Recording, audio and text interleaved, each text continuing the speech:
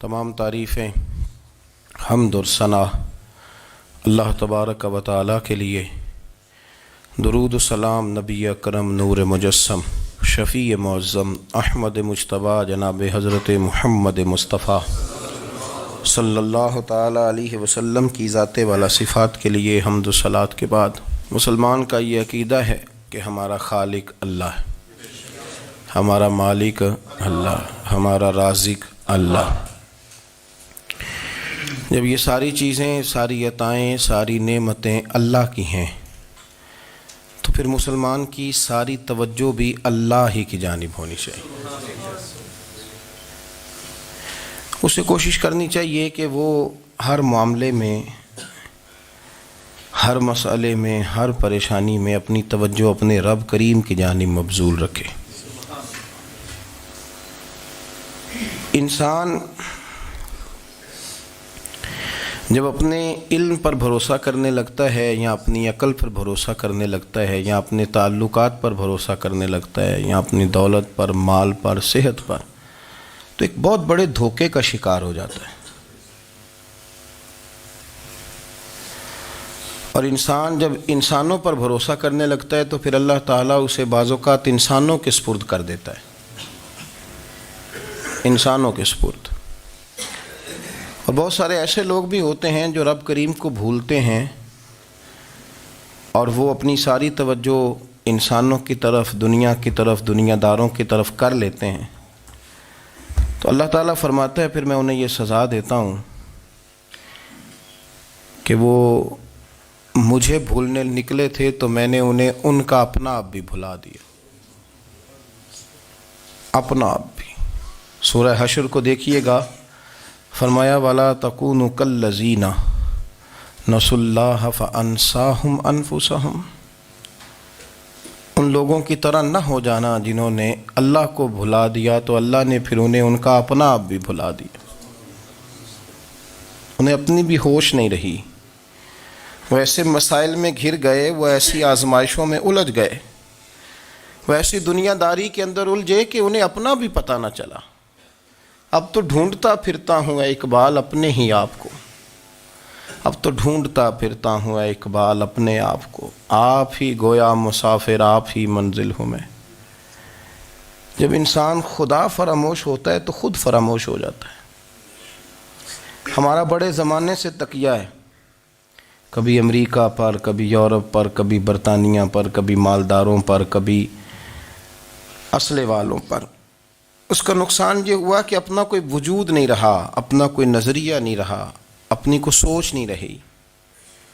ایسے محسوس ہوتا ہے کہ کوئی منشور نہیں، کوئی دستور نہیں، لگام منہ میں ہے اور اس کا سرا کسی کے ہاتھ میں ہے، وہ جدھر چاہتا ہے ہمیں گھما لیتا ہے۔ اللہ فرماتے ہیں یوں نہ ہو جانا کہ تم رب کو بھلا دو اور پھر تمہیں اپنا آپ بھی بھول جائے۔ اولئک ھم الفاسقون، فرمایا یہ وہ لوگ ہیں جو نافرمان ہیں اللہ کے، یہ نافرمان ہیں۔ جب یہ نظریہ بن گیا، جب یہ ذہن بن گیا کہ پیدا اللہ نے کیا ہے، دینا اللہ نے ہے، عطا کرنے والا اللہ ہے، نوازنے والا اللہ ہے، تو پھر ساری توجہ دنیا داروں کی طرف رکھنا، میں اللہ والوں کی طرف توجہ رکھنے کا قائل ہوں، میں وہ سمجھتا ہوں، ہم اس چیز کے قائل ہیں، لیکن وہ بھی کوئی آستانہ ہے کہ جہاں حق مرشد کا نعرہ تو بڑا لگے پر رب کا نام ہی نہ سننے کو ملے۔ یہ بھی کوئی بات ہوئی کہ جہاں یہ تو نعرہ زور سے لگے کہ جیوے جیوے مرشد جیوے، لیکن استغفار کا درس ہی نہ ملے۔ جہاں ہر وقت یہ بتایا جائے کہ یہاں آ گئے تو بچ گئے، کیسے بچیں گے؟ میرے رسول پاک علیہ السلام کا دروازہ سب سے بڑا دروازہ ہے، حضور کا دروازہ سب سے بڑا دروازہ ہے، لیکن میرے دوستو یاد رکھنا، نبی پاک علیہ السلام نے بھی لوگوں کو جب رستہ دکھایا ہے تو رب کریم کا رستہ دکھایا ہے، اللہ کا رستہ دکھایا، اللہ کریم کا رستہ دکھایا، لوگوں کو رب کی طرف توجہ کرائی۔ میرے رسول کریم سید عالم صلی اللہ تعالیٰ علیہ وسلم نے لوگوں کی اللہ کی جانب توجہ کرائی اور لوگوں سے یہ کہا کہ وہ اپنے رب کریم کی جانب اپنا ذہن رکھیں، اپنی توجہ اپنے اللہ کی جانب مبذول کریں۔ میری بات کو اچھے طریقے سے سمجھیے گا، علم اللہ تبارک و تعالیٰ عطا کرتا ہے، تو اسے اللہ کی عطا ہی سمجھنا چاہیے۔ کچھ لوگوں کے پاس علم ہوتا ہے پر علم نافع نہیں ہوتا، وہ ٹامک ٹونجا مارتے رہتے ہیں ساری زندگی۔ علم کو اللہ کی عطا سمجھیں، اپنی عقل پر اپنے شعور پر زیادہ بھروسہ نہ سمجھیں، نظر اللہ پہ رکھیں۔ حضرت مولا علی شیر خدا کرم اللہ تعالی وجہہ الکریم سے کسی نے پوچھا تھا بڑا عالم کون ہوتا ہے؟ ہمارے ہاں تو اب وہ والے عالم پائے جاتے ہیں نا اللہ ماشاءاللہ، جو ممبر پہ بیٹھتے ہیں تو دعوے ہی دعوے ہیں، ممبر پہ بیٹھتے ہیں تو دعوے ہی دعوے ہیں، اس طرح کے عالم ہمارے ہاں پائے جاتے ہیں۔ وہ ہر بات میں دعویٰ کرتے ہیں، میں یہ کر دوں گا، میں وہ کر دوں گا۔ یہ مزاج علماء کا نہیں۔ حضرت علی المرتضیٰ سے کسی نے پوچھا بڑا عالم کون ہوتا ہے؟ فرمایا بڑا عالم وہ ہوتا ہے کہ جسے مسئلے کا پتہ نہ ہو تو وہ کہہ دے مجھے نہیں پتہ، میں پتہ کر کے بتاؤں گا، غلط بات بیان نہ کرے۔ امام مالک سے کسی نے کوئی مسئلہ پوچھا تو آپ فرمانے لگے مجھے اس سوال کا جواب نہیں آتا، ہمارے بزرگ سمجھاتے کیا ہیں؟ وہ کہنے لگا آپ اتنے بڑے امام ہیں تو اس سوال کا جواب نہیں آتا۔ آپ فرمانے لگے اگر مجھے ہر سوال کا جواب آتا پھر تو میں خدا ہوتا، مجھے ہر سوال کا جواب نہیں آتا، مجھے تو اتنا آتا ہے جتنا میرے رب نے مجھے عطا کر دیا ہے۔ اپنی نظر اللہ پہ رکھیں، نکل آئیں اس معمے سے باہر کہ میں کوئی بلا ہوں، مجھے بڑا پتہ ہے، میرے پاس 6 ڈگریاں ہیں، مجھے 10 جگہ پہ تدریس کا شغف حاصل ہے، اس سے نکلیں باہر۔ قرآن مجید دیکھیے گا، اللہ تعالیٰ نے ارادہ قدرت فرمایا کہ میں حضرت آدم کو بناؤں گا، پھر بنانے کے بعد فرمایا فرشتوں سجدہ کرو آدم کو، سب نے سجدہ کیا الا ابلیس ابا واستکبر وکان من الکافرین، سب نے سجدہ کیا سوائے ابلیس کے، اس نے انکار بھی کیا، تکبر بھی کیا اور کافروں میں سے ہو گیا۔ تو یہ جب اللہ تعالیٰ نے سجدہ کرایا تو کیسے کرایا؟ اللہ تبارک و تعالیٰ نے نا حضرت آدم کو علم سکھایا خود، وعلم آدم الاسماء کلہا، خود اللہ فرماتے ہیں کہ میں نے جناب آدم علیہ السلام کو تمام اشیاء کے نام سکھائے، سب اشیاء کے نام سکھائے۔ تو وہ چیزیں پھر میں نے نا، اللہ فرماتے ہیں میں نے فرشتوں پہ پیش کی، میں نے کہا کہ بتاؤ ان کے نام کیا ہے، تو فرشتوں نے جو جواب دیا وہ سمجھنے والا ہے۔ اللہ نے چونکہ خود علم سکھایا تھا حضرت آدم کو، جناب آدم سکھایا تھا، لیکن فرشتوں کو نہیں سکھایا تھا۔ تو اللہ کریم نے فرمایا فرشتوں اب یہ بتاؤ ان چیزوں کے نام کیا ہیں؟ تو فرشتے کیا کہتے ہیں؟ فرشتے عرض کرتے ہیں قالوا سبحانک لا علم لنا۔ آپ کبھی یقین کریں اس چیز کی لذت لیں تو مزہ آ جائے۔ کہا قالوا سبحانک، کہنے لگے تو پاک ہے، قالوا سبحانک، کہنے لگے تو، بھئی آدم علیہ السلام کو نام سکھا لیے، پھر فرشتوں کے سامنے وہ چیزیں پیش کر کے کہا ان چیزوں کے نام بتاؤ، تو فرشتے کیا کہتے ہیں؟ کہتے ہیں قالوا سبحانک، تو پاک ہے، لا علم لنا، ہمارے پاس کوئی علم نہیں، الا ما علمتنا، ہمیں تو اتنا پتہ ہے جتنا تو نے ہمیں سکھا دیا ہے، ہمیں تو اتنا پتہ ہے جتنا تو نے ہمیں، لا علم لنا، ہمارے پاس کوئی علم نہیں ہے، اتنا ہی پتہ ہے جتنا تو نے ہمیں سکھا دیا ہے، اس سے زیادہ ہمارے پاس علم۔ اور یہ کیوں تو نے ہمیں جتنا سکھایا اتنا پتہ ہے؟ فرشتے یہ نہیں کہتے یا اللہ تو زیادہ سکھا، آدم کو دیا تو ہمیں بھی دے، یہ نہیں فرمایا، فرمایا انکا انت العلیم الحکیم، اے اللہ تو علم والا بھی ہے اور حکمت والا بھی ہے، تجھے پتہ ہے کس کو کتنا دینا ہے، جتنا تو نے مناسب سمجھا جناب آدم کو دیا، اور جتنا تو نے بہتر سمجھا وہ تو نے ہمیں عطا فرمایا۔ تو اگر آپ کے پاس علم ہے، کہیں نالج ہے، تو اس کو اللہ کی عطا سمجھیں۔ ہمارے ہاں بہت سارے لوگ بن کے بیٹھ جاتے ہیں، میں اکثر کہتا ہوں کہ پھر وہ دعوے کرتے ہیں میرے علاقے والے جاہل ہیں، میرے شہر والے جاہل ہیں، میرے خاندان والے پڑھے نہیں۔ یہ آپ کا دعویٰ ہے، یہ آپ کو خراب کر دے گا۔ ہم نے بہت سارے ایسے لوگ دیکھے جو بہت بڑے عالم تھے، لیکن اللہ جب لینے پہ آیا تو عقل ہی لے گیا، شعور ہی چلا گیا، حافظے ختم ہو گئے۔ آپ دیکھتے ہیں بڑھاپے میں کچھ لوگ ایسے ہوتے ہیں کہ جن کو یہ بھی یاد نہیں رہتا کہ میرا نام کیا ہے، میں کہاں ہوں، مجھے کدھر جانا ہے۔ تو اس وقت سے اللہ کی پناہ مانگیں اور اپنی نظر اپنے رب کریم کی جانب رکھیں، اللہ کی جانب اپنی نظر کو مبذول رکھیں۔ دوسری بات، علم کے بعد ایک چیز آتی ہے جس کا نام ہے ہدایت، جس کا نام ہے تقویٰ، جس کا نام ہے پرہیزگاری، جس کا نام ہے عمل، عبادت، ریاضت۔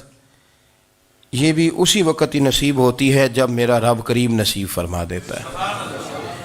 ہم نے نا نیکی کا اپنا اپنا سٹیٹس بنا لیا ہے، اپنا اپنا معیار بنا لیا ہے۔ کچھ لوگ کہتے ہیں کہ جناب مسجد میں سیمٹ کا توڑا دینے سے بہتر ہے کسی غریب کو آٹے کا تھیلا دے دو۔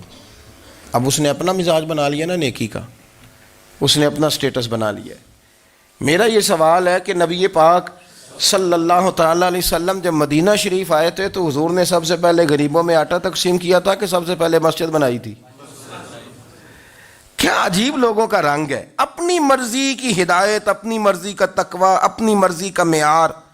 مسجد کوئی بڑا چھوٹا خطیب بھی میری طرح کا ہو نا تو وہ مسجد میں بیٹھ کے جب نبی پاک کی بات کرتا ہے تو کہتا ہے میرے رسول پاک غریبوں کا سہارا بن کے آئے۔ وہ غریبوں کی بات کرتا ہے، مسکینوں کی، لاچاروں کی، کمزوروں کی بات۔ تو مسجد ہی تو وہ ادارہ ہے جہاں سے غریبوں کی بات ہو رہی۔ تو اب لوگوں نے غریب کو اور مسجد کو لڑانا شروع کر دیا، اس کو لڑاؤ کہ مسجد میں پیسے دینے سے بہتر ہے آپ غریب کو آٹے کا تھیلا دے دیں۔ آپ یہ کیوں نہیں کہتے کہ مسجد میں بھی آپ توڑا دیں ایک سیمٹ کا اور ساتھ غریب کو بھی خدمت کریں؟ یہ کیوں نہیں تقویٰ؟ اپنی اپنی مرضی کا مزاج، اپنی اپنی۔ کچھ لوگ کہتے ہیں چھوڑو جی، ساری زندگی انسان نماز پڑھتا رہے اور پھر گالیاں بھی دیتا رہے، بندہ داڑھی بھی رکھ لے اور جھوٹ بولنا بھی نہ چھوڑے۔ تو یہ آپ نے اپنے پاس سے تقوی کا معیار بنایا ہے۔ گالی دینے کا گناہ ہے اور داڑھی رکھنے کا ثواب ہے۔ تو اگر آپ داڑھی رکھے ہوئے ہیں اور آپ کوئی غلطی کر رہے ہیں تو اس سے آپ کی داڑھی کا ثواب ختم، اللہ کرے آپ کو سمجھ آئے میری بات کی۔ آپ کوئی غلطی کر رہے ہیں، داڑھی کا ثواب اس سے ختم، وہ اپنی جگہ پہ قائم ہے چیز۔ اپنی مرضی کا کیوں تقوی کا معیار بناتے ہیں؟ تقوی کا مزاج اپنی مرضی کا نہ بناؤ۔ اللہ کی بارگاہ سے دعا مانگو کہ یا اللہ ہمیں ہدایت کا نور عطا فرما، اللہ تو ہمیں رستہ دکھا، تو بتا کہ ہدایت کیا ہے۔ تو رب فرماتا ہے اللہ ولی الذین آمنوا، اللہ مومنوں کا مددگار ہے، یخرجہم من الظلمات الی النور، وہ انہیں اندھیروں سے نکالتا ہے اور نور کی طرف روشنی عطا فرماتا ہے۔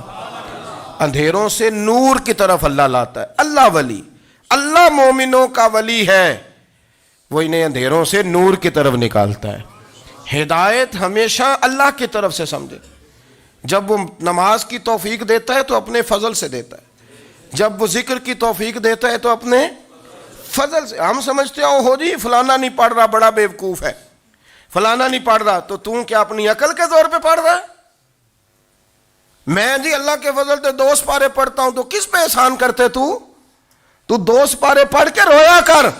کہا اگر مالک تو بڑا قریب نہیں، بڑے لوگ ہیں جن کو پورا قرآن حفظ ہے پر انہیں پڑھنے کی توفیق نہیں، تو انہیں فضل کیا اور مجھے توفیق دے دی ہے پڑھنے کی۔ رویا کر، پڑھ کے رویا کر، راتی ساری کر کر زاری، او نیند اکھاں تھی توندے تے فجرے اوہی گناہگار کہاون سب تو نیوے ہوندے۔ مہربانی کریں، ڈریں، نیکی کریں تو پھر ڈریں، پھر احساس پیدا کریں، پھر اپنے اندر وہ کمزوری لائیں کہ توبہ توبہ مجھے تو پتہ ہی نہیں، تو جانتا ہی نہیں۔ حضرت سیدنا امام اعظم ابو حنیفہ رحمۃ اللہ تعالیٰ علیہ کے ساتھ ایک شخص کہتا میں نے نماز پڑھی، تو عشاء کی نماز تھی۔ یہ جو لوگ بڑے ہوتے ہیں نا، جن کے پیار کرنے والے بڑے ہوتے ہیں، ان کے گرد خوف بھی بڑا ہی ہوتا ہے، انہیں بڑا ڈر لگتا ہے، بڑی بعض اوقات آزمائش ہوتی ہے ان کی۔ عشاء کی نماز کہتے پڑھی تو امام صاحب نے نا عشاء کی نماز میں تلاوت کی آیتیں فَمَن يَعْمَلْ مِثْقَالَ ذَرَّةٍ خَيْرًا يَرَهُ وَمَن يَعْمَلْ مِثْقَالَ ذَرَّةٍ شَرًّا يَرَهُ، فرمایا جو ذرہ برابر خیر کرے گا وہ بھی قیامت میں دیکھے گا، اور جو ذرہ برابر شر کرے گا وہ بھی قیامت میں اس شر کو دیکھے گا، اس کے سامنے آئے گا۔ تو وہ شخص کہتا ہے کہ سارے لوگ نماز پڑھ کے چلے گئے تو امام صاحب رحمۃ اللہ علیہ نے اپنی داڑھی پکڑی، رو رہے ہیں، کہتے ہیں وہ ذرہ برابر نیکی کا بدلہ دینے والے، وہ ذرہ برابر شر پہ سزا دینے والے میری سفید داڑھی کو دیکھ، مالک میرے ذرے ذرے سامنے نہ لانا، لوگ تو میری بڑی قدر کرتے ہیں دنیا، میں تو بڑا پہچانا جاتا ہوں، لوگ تو میری راہوں میں پھول لیے کھڑے ہوتے ہیں، مجھے بڑا نوازتے ہیں، قیامت میں رسوا نہ کر دینا، میرے لیے مشکل ہو جائے گی۔ وہ کہتے ہیں میں نے امام صاحب کا درد دیکھا، مجھے کوئی کام تھا تو میں چلا گیا، میں نے کہا کہ وہ اس وقت اللہ کے حضور حاضر ہیں تو میں دوبارہ آؤں گا۔ کہتے ہیں میں تہجد کا وقت آیا تو امام صاحب وہیں بیٹھے تھے، اور ان کی داڑھی آنسوؤں سے بھری ہوئی تھی اور زور سے داڑھی پکڑی ہوئی، کہنے لگے مالک رسوا نہ کر دینا، قیامت میں رسوا نہ کر دینا۔ یار جو ہدایت یافتہ لوگ تھے وہ تو ڈرے ہوئے تھے، وہ تو سہمے ہوئے تھے، وہ تو کہتے تھے یہ اس کا فضل نہیں، اس نے بلا لیا، یہ اس کا کرم نہیں۔ حضرت باعزید بستامی کسی کافر کو دیکھتے تو رو پڑتے، کہتے مالک تو کتنا کریم ہے، یہ بے ایمان رہ گیا، تو نے اپنے فضل سے مجھے اپنے نبی کا غلام بنا لیا۔ وہ رو پڑتے۔ یہاں تو لوگوں کا دعویٰ ہی بڑا ہے، نمازی اللہ خیر فرمائے وہ تو دوسروں کو گھورتا ہے، وہ کہتا ہے جنت کا میں مالک ہوں، کنجیاں میرے پاس ہیں، میں کسی اور کو گھسنے نہیں دوں گا۔ اور اگر 2-3 حج کر لے تو پھر تو وہ کہتا ہے کہ اب میرے سے پوچھ کے لوگ جنت میں جائیں گے معاذ اللہ۔ اور اگر وہ 2 4 5 7 دفعہ کوئی نفل پڑھ لے تو پھر وہ کہتا ہے چھوڑیں جی سارے لوگ بے عمل ہیں، میں اکیلا نیک ہوں۔ نہ ایسا کریں، اپنی توجہ اپنے رب پہ رکھیں، اپنی توجہ اپنے معین الملت والدین، عطا رسول، ہند الولی، غریب نواز، خواجہ معین الدین چشتی، حضرت خواجہ اجمیر، شاہ اجمیر، والی ہندوستان۔ آخری عمر میں نا سارا دن روتے گزر جاتا، ساری رات روتے گزر جاتے، ذرا سی کوئی بات کرتا تو رو پڑتے، آنکھیں آنسوؤں سے بھری رہتی۔ کئی دفعہ اپنے بھی پریشان ہو جاتے ہیں نا کہ یار تو ایک بات کی جان ہی نہیں چھوڑ رہا۔ تو خواجہ قطب الدین صاحب بختیار کاکی سے لوگوں نے کہا کہ آپ مرشد سے بات کریں، اتنا بھی تو نہیں نہ رونا چاہیے، ہر وقت اس کے آنسو کی کریے، عاشق دا کام ہی رونا تونا تے بنا رویوں نہیں منظوری۔ یہ عاشق سدا ہی روندا رہندا ہے، پاویں وصل ہوئے تے پاویں دوری، ہر وقت رونے کا کیا مطلب ہے؟ تو خواجہ قطب صاحب کہتے ہیں میں قریب گیا تو میں نے پیر دبائے، میں نے کہا سونیا لوگ تو کچھ بھی نہیں کرتے، تو نے تو کمال کر دیا، 90 لاکھ آدمی مسلمان کر دیا، دنیا کچھ نہیں کرتی، تو نے 50 سال ساری رات مصلے پہ بیٹھ کے رب راضی کیا۔ تو شہزادہ تھا، حضور کی اولاد تھا، لیکن معین الدین تیرا ایک پلاٹ بھی نہیں، تو نے طالب علم پالے، انہیں غریبوں کو دیا، انہیں نوازا، کوئی شے نہیں تیرے پاس، ہر چیز تو نے، ساری رات روتے ہو، سارا دن روتے ہو۔ تو خواجہ قطب الدین صاحب کہتے ہیں میں نے جب عرض کیا تو خواجہ صاحب مجھے گلے لگا لیا، چیخ مار کے روئے، کہنے لگے قطب الدین پتر داڑھی سفید ہو گئی، جانے کا وقت آ گیا، جو تو نے نیکیاں گنوائی ہیں وہ ہیں صحیح میرے پاس، پر یار کی بارگاہ میں پیش کرنے کے قابل ایک بھی نہیں، تو بارگاہ تو دیکھ کتنی بڑی ہے، رسول کریم کی بارگاہ میں پیش کرنے کے قابل ان میں سے ایک بھی نہیں، تو آستانہ دیکھ کتنا بڑا ہے، کیا پیش کروں گا، کیا عرض کروں گا حضور کی بارگاہ میں، کس طرح؟ وہ یار جو بڑے تھے وہ تو ڈرے ہوئے تھے، سہمے ہوئے تھے، وہ تو بڑی آزمائش میں تھے، لیکن میرا اور آپ کا رٹا 2 نمازیں پڑھ کے 6 نمازوں کا دعویٰ کرنا اور لمبی چوڑی کہانیاں بنانا اور اپنے منہ سے اپنی تعریفیں کرنا، اس سے تھوڑا باہر آئیں۔ رزق بھی میرا اللہ ہی دیتا ہے، علم بھی اللہ دیتا ہے، رزق بھی۔ بڑے بڑے فقیروں کو مالدار ہوتے دیکھا، بڑے بڑے مالداروں کو فقیر ہوتے دیکھا، بڑے بڑے، میرے ایک بڑا سخی قسم کا سجن ہے، بڑا پیارا ہے، میں اسے سخی مانتا ہوں، میں نے اپنی پریشانیوں کے دنوں میں بھی اس شخص کو سخی دیکھا۔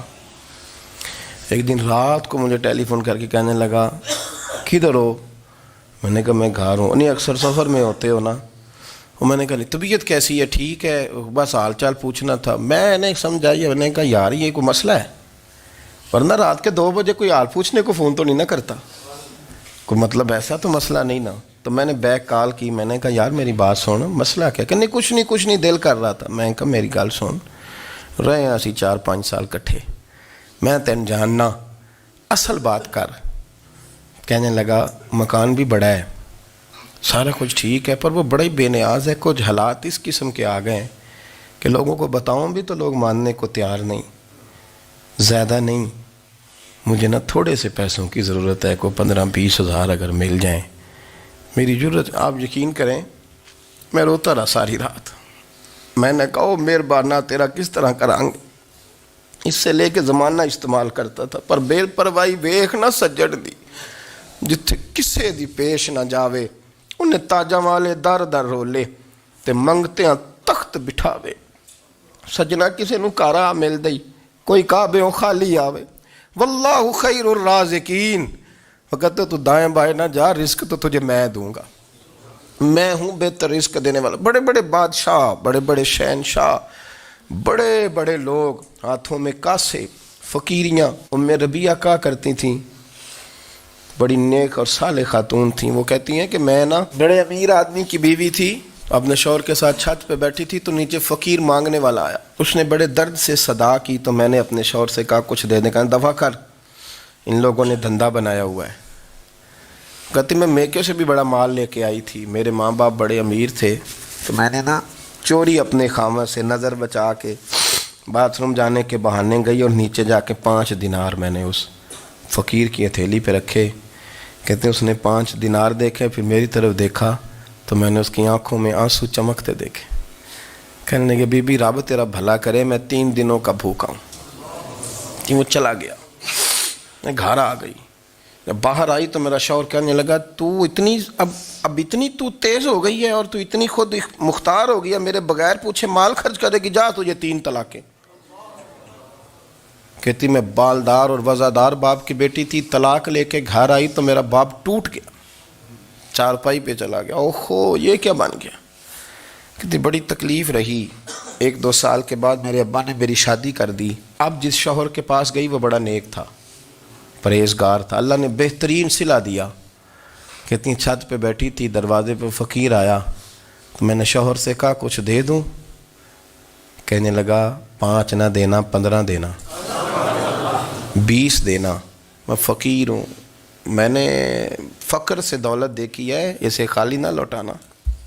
کہتی ہے کہ میں نیچے گئی اور جب میں نے اس کی طرف دینار بڑھائے تو میری چیخ نکلی، پیسے پھینک کے میں بے ہوش ہو کے گری. میرا شوہر نے آ کے اٹھایا، اندر لے گیا، پانی منہ پہ چھڑکا. کہنے لگا تجھے کیا ہوا.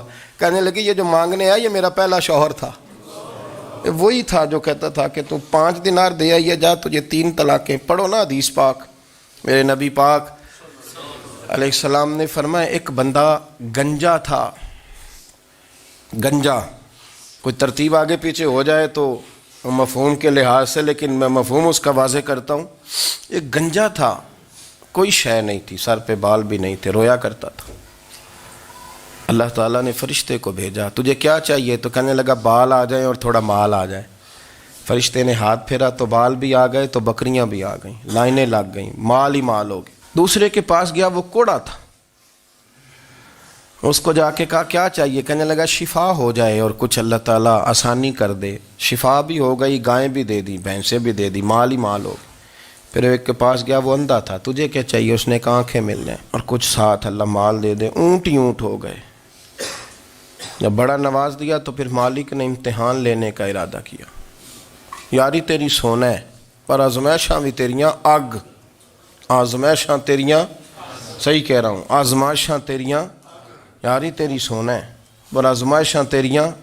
اے سونا پرکھیا جامدائی پہلو نال لگاں دے لگ. اللہ نے فرمایا آزمائش کرو. سب سے پہلے گنجے کے پاس آئے، اسے کہا اللہ کے رستے میں کچھ دیکھا. نہیں لگا میرے خرچے ہی بڑے ہیں، دیکھو تو صحیح کتنی مشکل میں وقت گزارتا ہوں، حال ہی کوئی نہیں. تو اس نے کہا میں نے تو سنا ہے تو گنجا اور بھوکا ننگا تھا. کہنے لگا میں تو جدی پشتی رئیس اعظم ہوں، تو یہ کس پاگل نے کہا ہے بھاگ جا. اس نے کہا اچھا جیسے تو تھا ویسے ہی ہو جائے. کھیت کھلیان اجڑ گئے، پھر سے گنجا ہو گیا. حضور علیہ السلام فرمانے لگے. پھر وہ اس کے پاس گیا جو کوڑا تھا، اسے کہا کچھ دے. کہنے لگا خرچے ہی بڑے. اب پوچھ لیں کسی امیر آدمی سے، کہے گا چکی کے نیچے ہاتھ ہے میرا، میرے سے زیادہ تو اب پریشان بندہ ہی کوئی نہیں. کیا بتاؤں آپ کو، اتنا ٹیکس ہے، اتنا جرمانہ ہے، فلانی شے، بڑا کچھ گنواتے ہیں لوگ. اس نے کہا میں نے تو سنا تو پہلے کوڑا تھا. اس نے کہا جا دوڑ جا، میں تو رئیس اعظم ہوں، دادا بھی پردادا بھی اور ساری نسل ہی. اس نے کہا اچھا جیسے تو تھا ویسے ہی ہو جائے. پھر وہ گیا اندھے کے پاس اور جا کے کہا اللہ کے نام پہ کچھ دے. تو کہنے لگا رب کے نام پہ؟ یہ کھڑے ہیں اونٹ، جتنے تیرے دل کرے لے جا. اس نے کہا کیا معنی اس بات کا. کہنے لگا یار تجھے کیا بتاؤں، میں تو اندھا تھا، میں نے تو کبھی دنیا دیکھی نہیں تھی. پھر اس کریم نے فضل کیا تو مجھے بڑا کچھ دکھایا. میں کیا بتاؤں، میرا دل کر رہا ہے کہہ دوں کہ پھر اس نے کعبہ دکھایا. اور اس نے روضہ رسول دکھایا، پھر اس نے ریاض الجنہ کے سجدے دکھائے، پھر اس نے اپنے محبوب کے دروازے کی رونقیں دکھائیں۔ اس نے بڑا کچھ دیا، اس نے بڑا نوازا۔ میرے پاس تو شاید میں بدکار پرانا خادم، کسے در ملی نہ ٹوئی، اے واصف یار نے نظر جو کی تھی، پھر واصف ہی ہوئی۔ یہ تو اس کا کرم ہوا۔ تو یہ وہ کہنے لگا تو اللہ کے نام پہ جان مانگ، میں وہ بھی دینے کو تیار۔ میرے پاس تو شے کوئی نہیں تھی، مجھے تو اپنا پتہ ہے، میں تو کوئی شے نہیں تھا، کچھ نہیں تھا میرے پاس۔ یہ تو ان کا کرم ہے کہ رخ ان کا ادھر ہے، اور مختصر سی میری کہانی ہے، یہ جو بھی ہے ان کی مہربانی ہے۔ تو وہ کہنے لگا میں بھی کچھ لینے نہیں آیا تھا، تیری آزمائش ہی کرنے آیا تھا، تیری عزتیں بھی سلامت رہیں گی، تیرا مال بھی سلامت رہے گا، تیری شفا بھی۔ اپنی زندگی میں کبھی بھی اللہ کی بارگاہ سے توجہ ادھر ادھر نہ کریں، چھوڑیں لوگ کیا کر رہے ہیں، دنیا کیا کہہ رہی، کبھی بھی اپنی توجہ دائیں۔ ہمارا یہ مسئلہ بن گیا کہ ہماری سیاست ہے، ہماری دنیا داری ہے، ہم بندوں کو راضی کرنا چاہتے ہیں، ہم دیکھتے ہیں کون کس طرح، اور آپ یقین کریں آپ تھک جائیں گے، بندے راضی نہیں ہوں گے، وہ نہیں راضی ہوتے۔ آپ ان کو منا کے لائیں گے تو ادھر والے نکل جائیں گے، ادھر کو منائیں گے تو ادھر والے نکل جائیں گے۔ اس چکر سے باہر آئیں، اس رب کو راضی کریں جو فرماتا ہے ان الذین آمنوا وعملوا الصالحات سیجعل لهم الرحمن ودا۔ فرمایا تو ایمان لانے کے بعد نیک عمل کر، میں لوگوں کے دلوں میں تیری محبت پیدا کر دوں۔ رحمان لوگوں کے دلوں میں محبت ڈال دے گا، اللہ لوگوں کے دلوں میں۔ اپنی نظر ہمیشہ اپنے رب پہ رکھیں، اتنی لمبی چوڑی دنیا داروں سے امیدیں نہ وابستہ کریں۔ میں نے دیکھا ہے لوگ کا سال ایسی کرتے ہیں، کبھی اس کے دروازے پہ کبھی اس کے دروازے پہ۔ ان چکروں سے باہر آئیں اور اپنے رب کی بارگاہ کی طرف توجہ کریں، استغفار شوق سے پڑھا کریں، اور اکیلے میں نہ، اکیلے میں۔ حضرت رئیس المتکلمین مولانا نقی علی خان صاحب رحمۃ اللہ نے لکھا ہے کہ فرعون 500 سال حکومت کر گیا، یہاں تو 5 سال کی حکومت کی پیر لڑکھڑاتے ہیں، 500 سال۔ فرماتے اصل وجہ یہ تھی کہ دنیا جب سو جاتی تھی نا تو اوپر چادر لے کے تو مصلے پہ بیٹھ جاتا تھا، اور ہاتھ باندھ کے کہتا تھا رب تو ہی ہے، میرا پردہ نہ کھولنا، مالک تو ہی ہے، کرم نوازی کرنا، میری پکڑ نہ کرنا۔ وہ بے ایمان ہو کے اگر 500 سال ہاتھ باندھے تو گزارا کر لیتا ہے، تو ایماندار ہے۔